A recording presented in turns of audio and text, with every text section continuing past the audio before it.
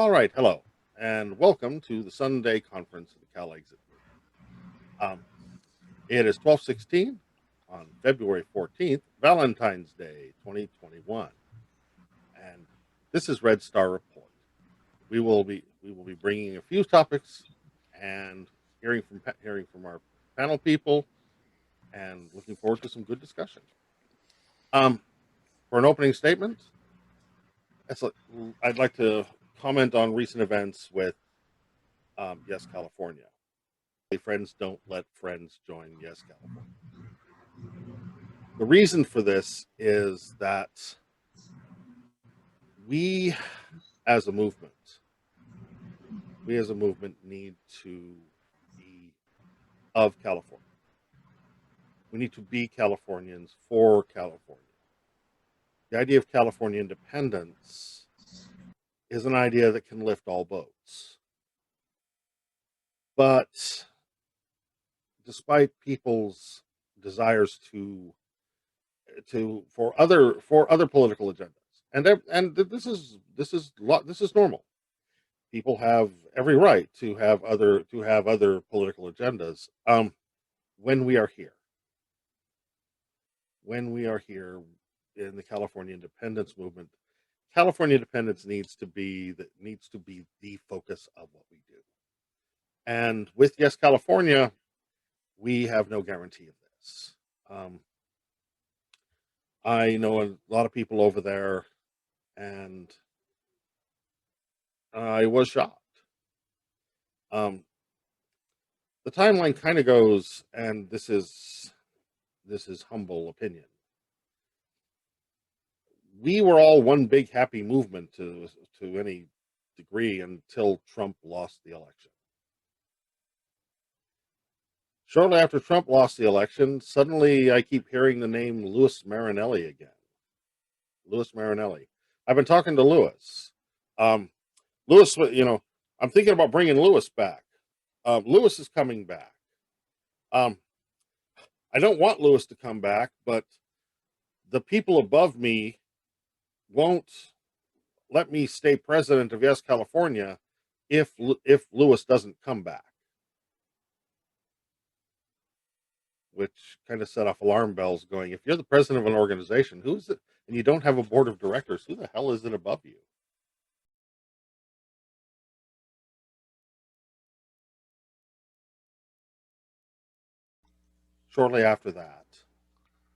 Shortly after that, it's like I'm suffering with COVID. I mean, to know I'm just dog sick, and I'm dog sick for 6 weeks. It's not unusual. And all of a sudden, just after Christmas, as we get ready to start the January meetings, I start I'm starting to hear crickets whenever I go into the independent California or CIM sites, and I'm trying to, it's like I'm hearing crickets. I'm not getting anything back. Basically, Lewis and some of his some of his friends will remain nameless, like Jay, um, are going to basically anybody else in the movement and telling them that independent California can't even get a website going, and they, of course, have, and what an utter failure they are. But hey, Hal, you're a great guy. Hey, Shankar, you're a great guy. Hey, the people over there are great, but the board of directors is terrible. I'm like, but I'm chairman of the board. If the board is terrible, that must mean I'm terrible. I'm part of it. Heck, I'm running it. So if it's not doing its job, it's me. Shortly after that, it's like we get the January 10th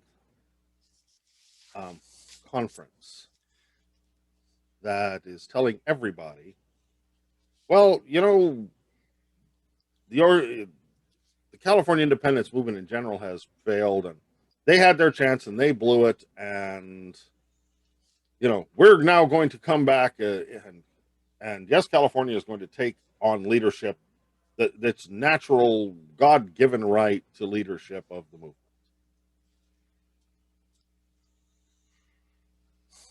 I found that disingenuous. Particularly disingenuous when you consider that in the same breath where he says that we as an organization have failed to accomplish the goals or accomplish goals, he's saying that they've been around since 2014, and I'm trying to figure out what goals it is they've accomplished. If they're leaning on us, an organization that was basically a year and a half old, to accomplish goals, we've only had a year and a half to do it. You guys have been around. You guys have been around for 6 years. What have you done?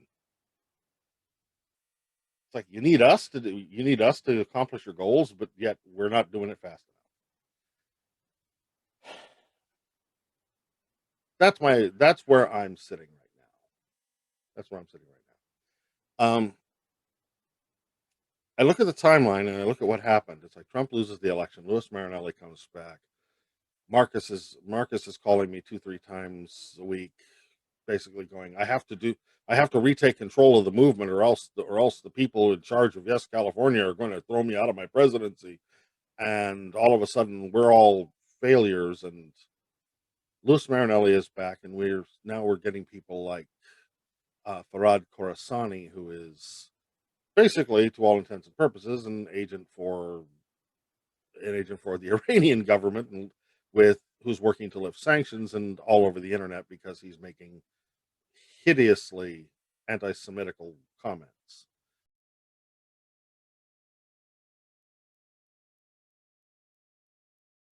People over there who are involved in everything from the Revolutionary Communist Party um, to the Baja separatist movement to what have you, and I'm starting to ask a Jeff Goldblum question from Jurassic Park, and sort of paraphrasing, going, "Are there any Californians in your California independence movement?"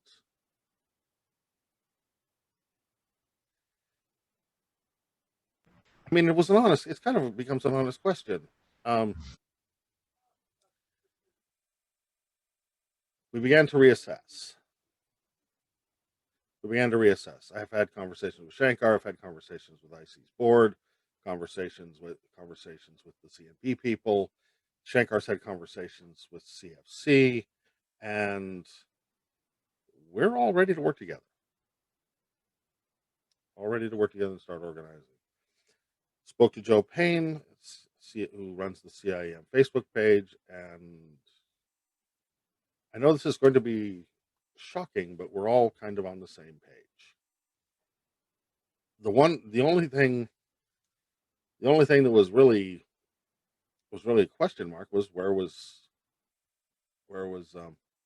Marcus going to take Yes California. Now that we know, we're free to work. We're free to start working on our own agenda. So what happens now is we have a split. I cannot say for sure, but generally speaking, Yes California is going to be an albatross around the movement's neck. We fought for years to get the "We're not a Russian front" organization, this albatross, "We're not a Russian front" organization, out from around our necks. I can't tell you how many times we had to stand there in easy ups at rallies and what have you, explaining, no, no, no, we're Californians. This is a grassroots organization. We're not part of that.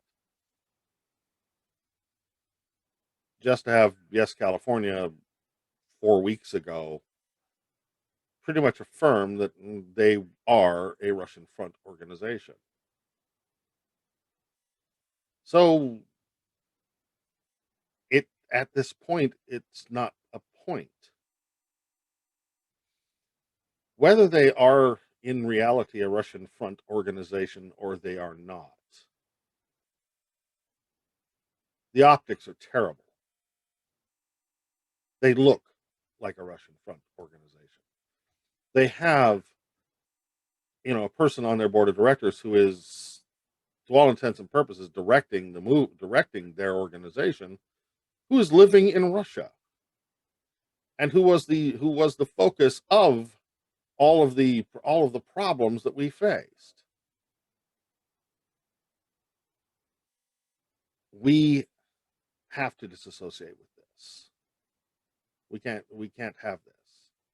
Friends don't let friends join Yes California. Hopefully friends don't let friends remain in Yes California. And the good news is, from everything I've been watching from the outside, it looks like Yes California is having its fair share of problems.